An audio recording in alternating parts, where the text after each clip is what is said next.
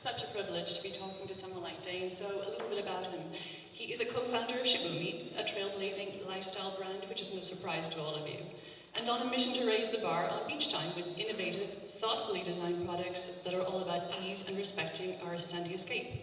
Shibumi was founded in North Carolina in 2016 and has since experienced explosive growth. Dane has co-led the company through significant expansion. Shibumi beach shades can be found on more than 800 beaches worldwide and are sold in more than 170 retail stores across the US. Today, Dane oversees physical store retail sales for the company. And in case you hadn't figured it out already, Dane is actually a fellow Tar Heel. So prior to Shibumi, he served as a managing director at Optimize Hire, something I'm familiar with myself, a pre-employment testing company before moving to Shibumi full-time in 2019. He graduated from the UNC Keenan-Flagler Business School, and he currently resides in Raleigh, North Carolina, where he can often be found frequenting his favorite beaches, that is Emerald Isle, the other one, and Bald Head Island during the summers. And I guess it's time to get going. We have 13 questions to ask, and then as many as you want to ask after that. Great. Thanks all for having me.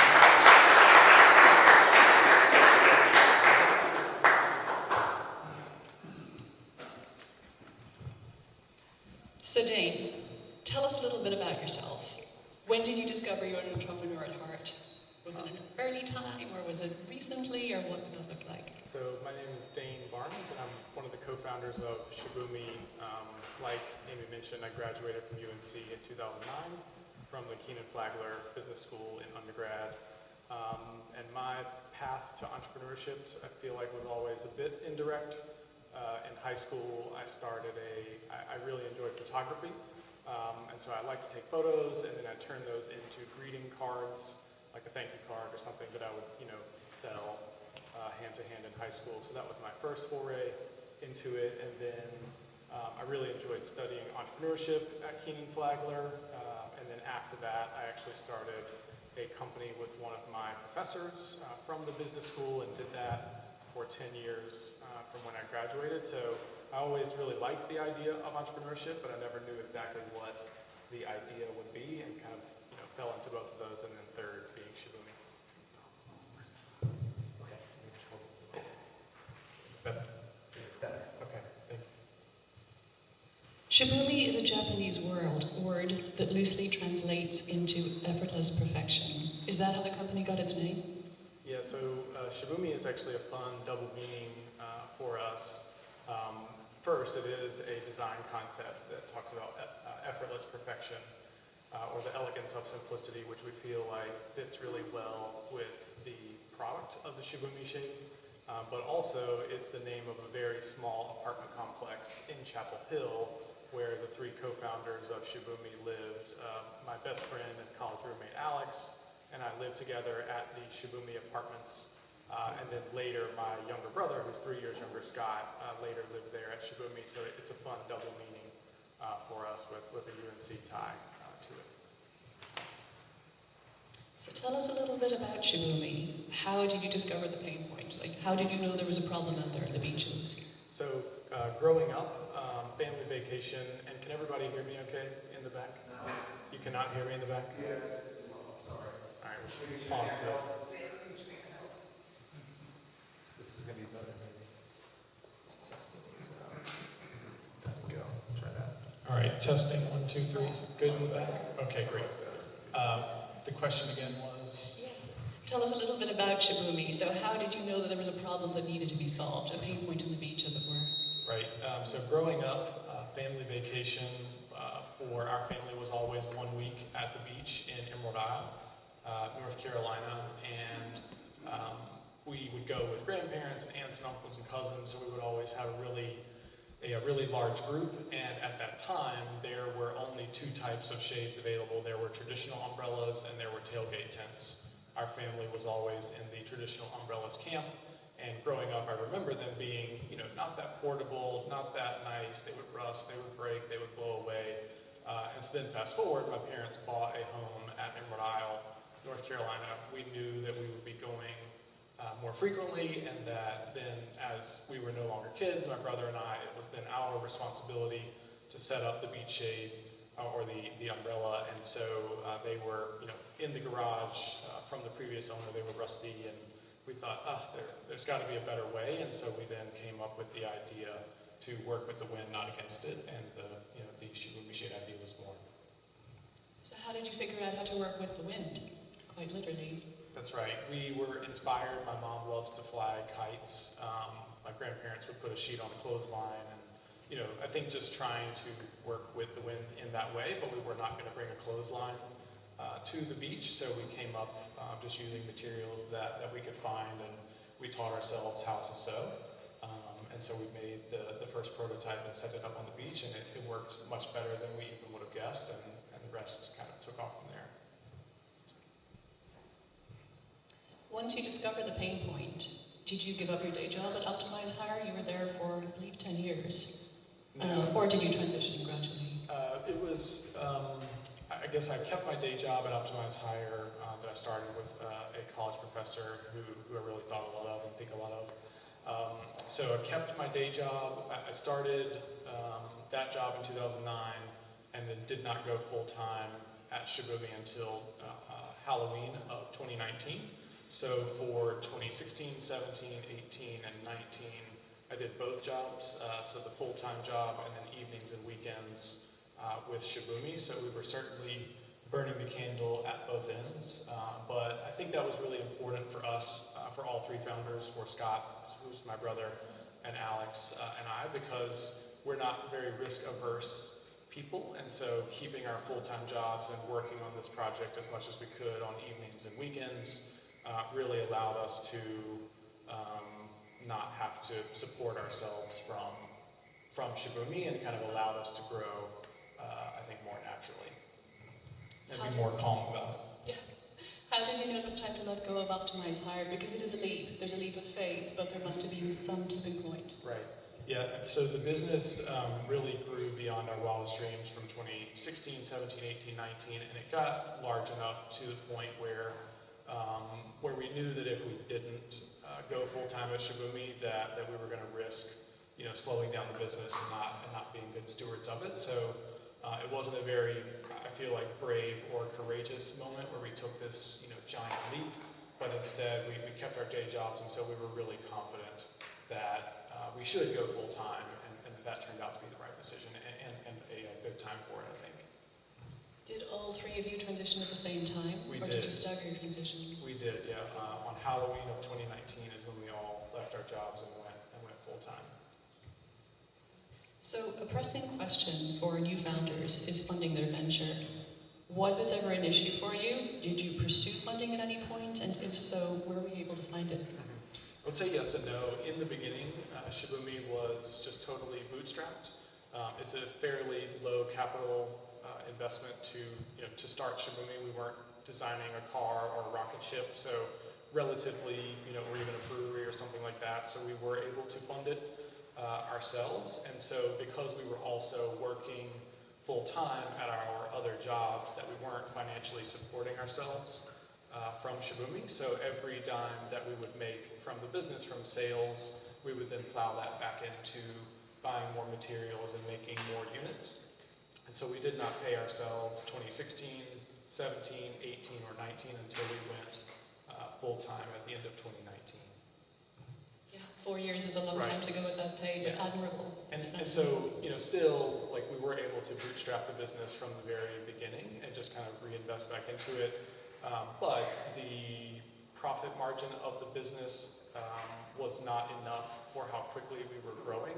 So we did have to get a line of credit from a bank that kind of grew every year. So we did have a lot of financial risk as well. But at the very beginning, we didn't take on any outside investors. We were able to self-fund and then get a line of credit from a bank. Yeah, so would you say that gaining traction was not so much your challenge as keeping up with the product demand? Right. I think for us it was definitely the latter. We were so fortunate that sales were not hard to come by. I think that what is really fortunate about Shibumi, like what you see on the screen, maybe when it zooms out or goes to the next one, is that with a beach product like ours, that when you go to the beach, for anyone who does, you know that you can look at the water, you can look at the people walking by, or you can look at their shade. And so our target customers are there, and our product is also very visible. So let's say we were selling a grill, like, for barbecuing or something. I wouldn't know what anyone here has unless I went to your house. But if we were at the beach, you know what everyone's shade or umbrella is. And so I think because our product just happened to be so visible and in the public eye, that really helped fuel our growth with a kind of near zero marketing spend for a long, long time, which is extremely unique, I think, for so many businesses. So as the growth ramped up, how on earth did you keep up? Because you didn't offshore the business. Right. How did you keep up with the production? Yeah, so at first in 2016, we sewed them ourselves, and then from there we realized that sewing was pretty difficult, and we had our day jobs at that point, which we kept for several years. So we found a sewing facility just using Google, one locally in Raleigh. Then we outgrew that facility. They were fantastic, and then since then we have worked with 3 sewing facilities, 2 in North Carolina, 1 in Virginia. And they've been absolutely amazing partners for us, but we just used, Google and phone and meeting people in person to find those sewing facilities to try to, keep up with all the demand, both forecast it and then keep up with the production as well. Yeah, it's awesome that you kept it local. At the very beginning, we talked about the importance of stimulating the economy locally, and you figured that out, which really is fantastic. So your brother and closest friend, you said Scott and Alex, correct? Right. They constitute your co-founder and core team. I personally understand how difficult it can be to work with friends and family because sometimes you have different ideas, different commitments, different ways of doing business. But you figured out how to do that really well and work as a team. How do you maintain healthy boundaries doing that? Yeah, I'm so grateful for both of them. There's, I've read lots of articles about not starting a business with friends or family, and I can see how that can be really challenging. I think for us, that has been perhaps one of our strengths, in that we are so close. My brother is probably my closest, the person with whom I'm closest with in the world, and best friend is right there with him as well. And so there are so many challenges, as you all know, of kind of going through entrepreneurship or a startup that, there's lots of times where you're unsure, and I think having those close bonds for us has really turned out to be one of our strengths. But we try I think in the beginning we realized that it was very important for us to support each other and kind of put our relationship ahead of the business. So there are times, like you say, when we have uncertainty or we're making challenging calls and trying to do our best, that we keep each other in mind and do the best that we can and know that it's never personal. So I think that has served us really, really well. How do you balance your time between owning the business and having life outside of that? That's definitely a challenge, especially in the early years when we were doing both our full-time jobs respectively, and then Shibumi on evenings and weekends. There really was very little, if any, balance. So it was just kind of a work all the time type of thing, and I think that has persisted a lot. Nowadays with Shibumi, we just hired our 16th full-time employee, so we've got a lot of help, and so that helps us, I think, all to have more balance and not, burn the candle from both ends. It's a discipline for sure. There's that very fine line, but you do figure it out over time. And I think that's a natural thing. It seems to me that early on in the life of a business, it just requires so much more because you're starting from nothing to kind of get things off the ground, and then eventually, when it's established, you just have different challenges, perhaps. But definitely in the early going years, it's a lot of just do as much as you can and make the best calls you can, I think. Yeah, for sure. So what's the biggest challenge you experience in Shibumi today? I think you mentioned 2 when we talked initially. I think the biggest challenge today is, how do we continue to scale? So for Shibumi, we, like Amy mentioned, our mission is to kind of raise the bar on beach time. And we try really hard to develop innovative, thoughtfully designed products that do elevate the beach experience. And so I think for us, a lot of these photos, like this is Emerald Isle, and you'll see kind of other beaches in the Carolinas that I think our main goal is to try to make other regions in the United States, like the Northeast, Florida, Texas, Southern California, etc., those beaches look like the beaches in the Carolinas, to try to replicate our success here, there. And so figuring out how to do that as we hire and kind of grow the team, that's very different from when it was just the three of us, Scott, Alex, and I, back in 2016, 17, and 18. But we're grateful for so many people joining the team, and we really believe in them and are excited to try to grow and continue to develop new products. And you have a patent on these products clearly because everyone loves them so much and recognizes them. Do you have any issues with copying the shades? We do. We've had something like 160 copycats or so to date, but we invest really heavily in our intellectual property, be it patents and trademarks and copyrights and trade dress. And so we take our intellectual property rights very seriously, and we expect others to do the same. But I think as Shibumi grows and grows, it has attracted more and more copycats. So we actively work to maintain our intellectual property that way. If you hadn't co-founded Shibumi, did you have another career path in mind I don't think so. after your hiring career path? Yeah, so when I graduated in 2009, that was in maybe the tail end of the Great Recession. So it seemed like jobs were a little harder to come by, but studying business in undergrad was fascinating to me, and so I didn't have necessarily a specific job path that I thought was really what I wanted to do, but I was just excited to join a business and learn and grow, and so I had that opportunity, and I'm grateful for that. So what's next for Shibumi? Yeah, I think what's next is that kind of regional and outside of the U.S. expansion, just trying to make other beaches look like the Carolinas. So Shibumi shades are now found in over 800 beaches, and we track that. For example, if you go to our website and you go to the shop or order page, in addition to credit card and billing and shipping address, we ask one question, and that is, which beach do you visit? And 70-something% or so of customers tell us which beach they visit. And so that's one of the ways in which we track where Shibumis go and how we know that they're now found in over 800 unique beaches. So I think, it's really trying to expand to other regions, but also develop new products that people can use to elevate their beach experience. Do you think you'll expand laterally first to other beaches, or do you think you'll look at other product lines and test them here first? I think both at the same time. So product development, depending upon what it is, can take a long, long time, and some things are easier or more difficult. So we're doing that as well as trying to expand to other markets, other geographies. What other products do you think you'd expand into? So we did launch the Shibumi beach towel earlier this year, which is available on our website, and for others we haven't disclosed just yet what exactly they are, but things that you might expect to try to improve your beach experience. So this is a really pressing question for a lot of founders. What would a magnificent exit look like for you? We get this question all the time. Yeah, so for us, we don't think about the exit too much. For us, we're just so focused on trying to grow the business as much as we can.